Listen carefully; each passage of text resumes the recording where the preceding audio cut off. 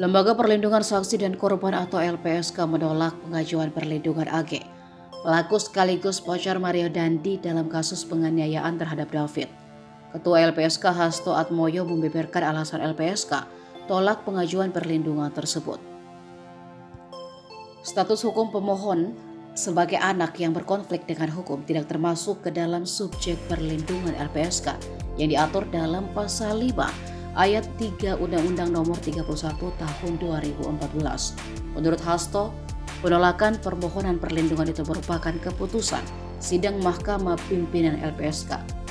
Kendati demikian, LPSK memberikan rekomendasi agar pihak AG mengajukan pendampingan kepada Kementerian Pemberdayaan Perempuan dan Perlindungan Anak dan Komisi Perlindungan Anak Indonesia.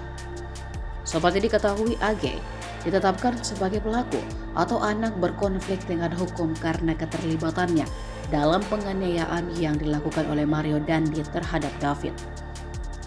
AG mendapat status anak yang berkonflik dengan hukum lantaran masih berstatus di bawah umur. Ia ditahan di Lembaga Penyelenggaraan Kesejahteraan Sosial. Bersama dengan Mario Dandi dan Sen, AG diduga kuat melakukan tindak pidana penganiayaan berat yang direncanakan.